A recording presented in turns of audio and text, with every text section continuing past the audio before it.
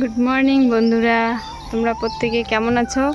আশা করি তোমরা প্রত্যেকেই খুব ভালো আছো। মিভিয়ান অ্যান্ড মিথি ব্লগে আমি মনিকা ফিরে আসলাম আরেকটি ব্লগ নিয়ে।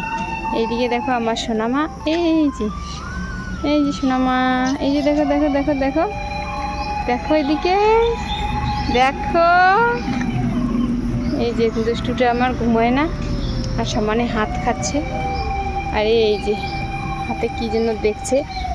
আমাদের সোনা পাপ্পা কিন্তু সবসময় হাত মুখে দেয় না, আর সোনামা কিন্তু সবসময় হাতটা মুখে দেয়, আর যে কোনো জিনিস কিন্তু পেলেই মুখে দিয়ে দেয়। এইদিকে আমাদের বুড়ো বাবা এসেছে, ওর বুনুকে গাড়িতে চালাচ্ছে। আর এটা হচ্ছে আমাদের খুশ বাবার গাড়ি।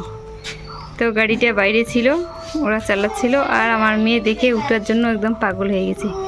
তো ওকে ওর দাদাভাই চালাচ্ছে এখন। আর এখন ছেলেও কিন্তু ওটার জন্য ব্যস্ত হয়ে গেছে। ছেলে আমার কোলে আছে, তো ছেলেকেও এখন চালাবে। প্রথমে তোমাদের দাদাভাই কিন্তু মেয়েকে চালাচ্ছিল, তো বুড়ো বাবা টিউশন পড়ছিল, ওর টিউশন ছুটি হয়ে গেছে। এখন দেখো চলে এসেছে ভাই বোনকে গাড়িতে চালাতে। তো দেখলো ওর জেঠু চালাচ্ছে, দেখি দেখি একটা হাসি দাও তো। বাইরে নাই, এদিকে আন। হ্যাঁ দিয়ে ঘুরো ঘুরো ঘুরো। পাগলা বেশি নড়িস না, পড়ে যাবি। এরপরে বুনু, এরপরে ভাই, এরপরে বুনু, এরপরে ভাই। পিছাও পিছাও একটু। জানি আমি হেভি ড্রাইভার।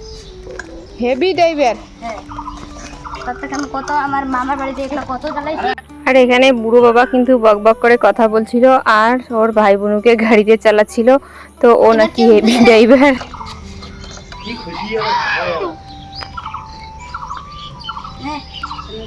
বুড়ো এদিকে দেখ, এদিকে দেখ। বুড়ো বাবা কিন্তু এতক্ষণ গাড়িটা চালাচ্ছিল আর খুব মজা করছিল যে ও নাকি হেভি ড্রাইভার, মানে এত আমার হাসি পাচ্ছিল শুনে। আর এদিকে ওর ভাই বোনকে কিন্তু ও ভীষণ ভালোবাসে।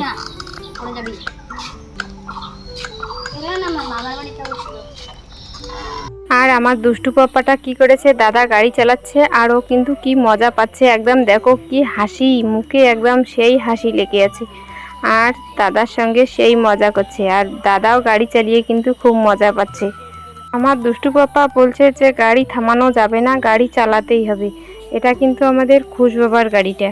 তো অভিভাই সকালবেলা নিয়ে এসেছিল, আর এদেরকে মানে চালানোর জন্য এখানে আমাদের বাড়িতে একটু রেখে গেল। তো ঠিক আছে, সোনারা ততক্ষণে একটু উঠুক। ওরাও উঠের জন্য ব্যস্ত হয়ে গেছে, খুশ দাদাকে দেখেছে উঠতে। তো এরাও এখন ওঠার জন্য কিন্তু ব্যস্ত হয়ে গেছে। আমাদের বুড়ো বাবাটা সেই কখন থেকে ওর ভাইকে এইভাবে চালাচ্ছে, একবার ভাইকে একবার বুনুকে।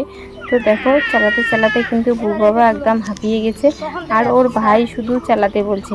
ও একদম বসে আছে, আর ও গাড়িটা থামালেই আ আ করে চিল্লাচ্ছে।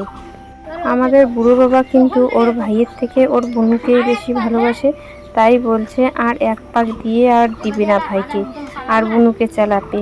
যেহেতু অনেকক্ষণ ধরে চালাচ্ছে, তার জন্য ওর ভাইকে চালাতে কিন্তু কষ্ট হচ্ছে। আর এইদিকে দেখো সমস্ত কাপড় চোপড় ধুয়ে আমি কিন্তু শুকোতে দিতে চলে এসেছি। আকাশের অবস্থা কিন্তু আজকে ততটাও ভালো নয়, তাই আমি কাপড়গুলো তাড়াহুড়ো করে ধুয়ে শুকোতে দিচ্ছি। আর এদিকে দেখো আমার কিন্তু প্রচণ্ড মাথা ব্যথা করছে।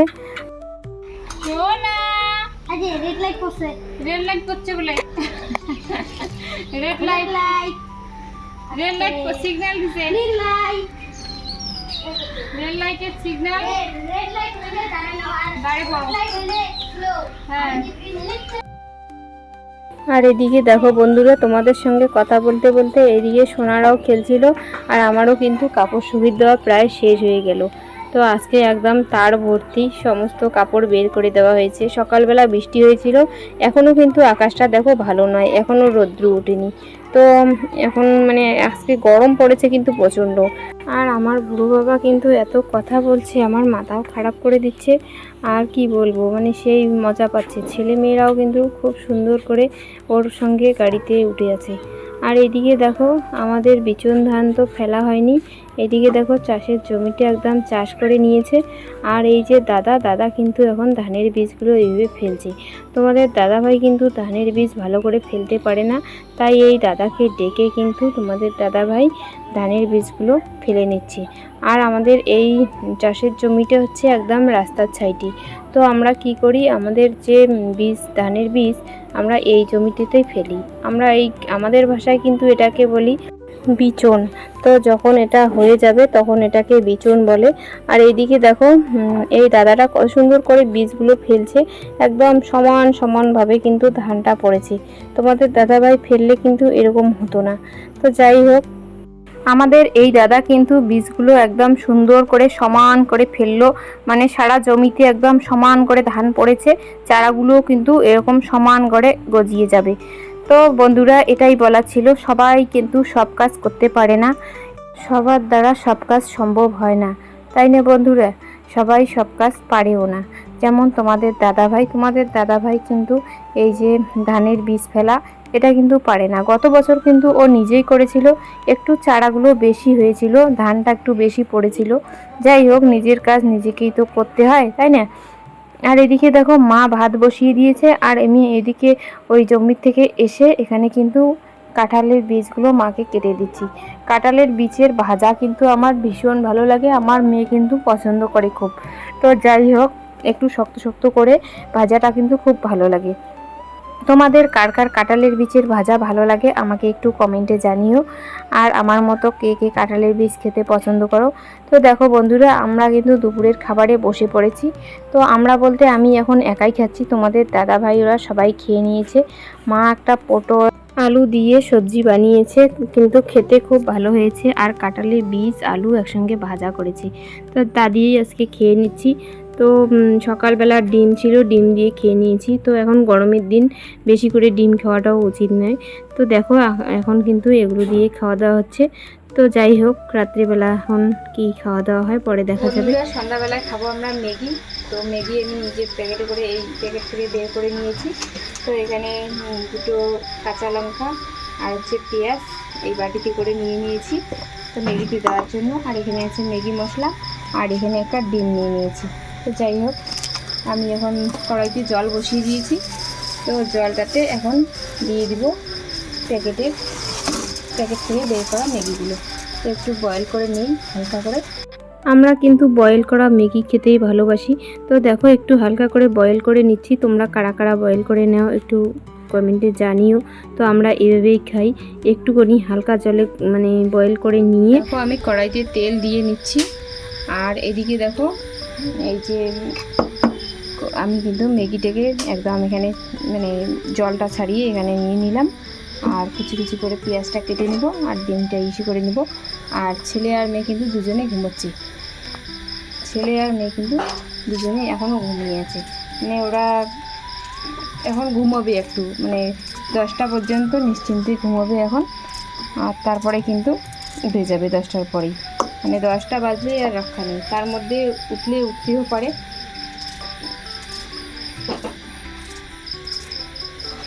পেঁয়াজগুলো এইভাবে কুচি কুচি করে কেটে নিচ্ছি।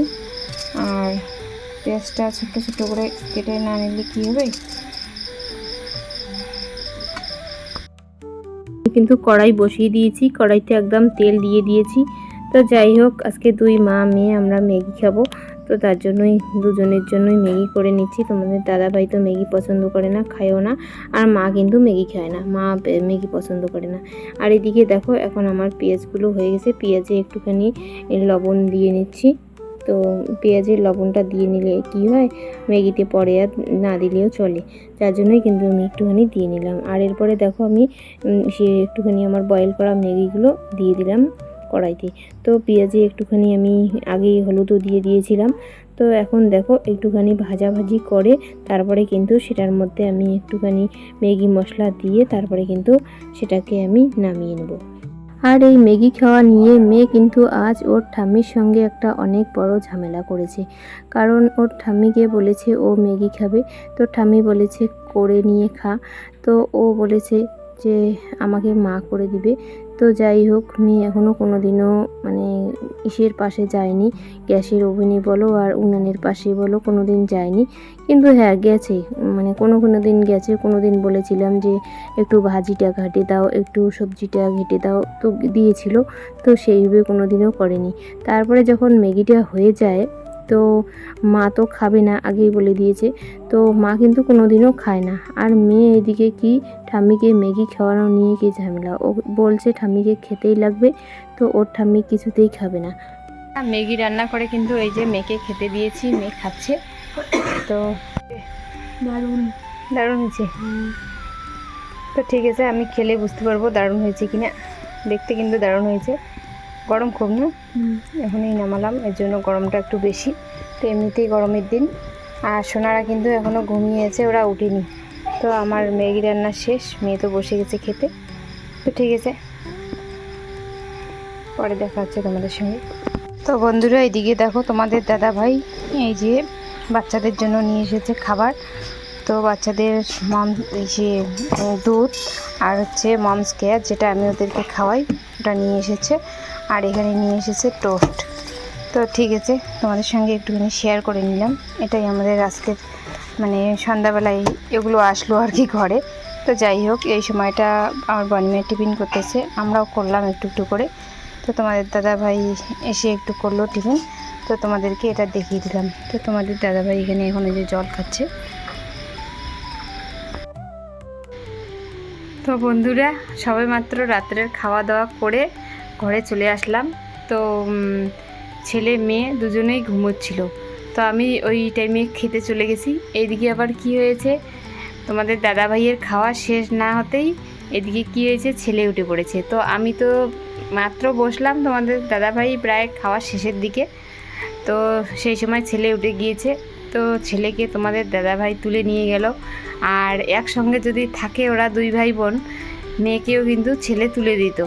তো যার জন্য তোমাদের দাদাভাই তাড়াতাড়ি করে ঘর থেকে বেরিয়ে ছেলেকে আমার ওখানে নিয়ে গেছে, রান্নাঘরে। তো যাই হোক, অনেক কষ্টে ছেলেকে কিন্তু ও ঘুম পাড়িয়ে দিয়েছে। তো আমি ততক্ষণে খেয়ে নিলাম।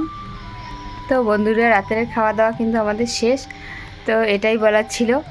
আর ছেলে উঠে যাওয়াটা কিন্তু তোমাদের সঙ্গে আর শেয়ার করতে পারিনি সেরকম করে কিচ্ছু। তো বন্ধুরা, ভিডিওটাকে আর বেশি বাড়াবো না। তোমরা সকলেই ভালো থাকো, সুস্থ থাকো। আর আমার ভিডিও ভালো লাগলে অবশ্যই লাইক, কমেন্ট, সাবস্ক্রাইব করে আমার পাশে থেকো। শুভরাত্রি বন্ধুরা, দেখা হচ্ছে আগামী দিন, নিয়ে আসছি আর একটি সুন্দর ভিডিও।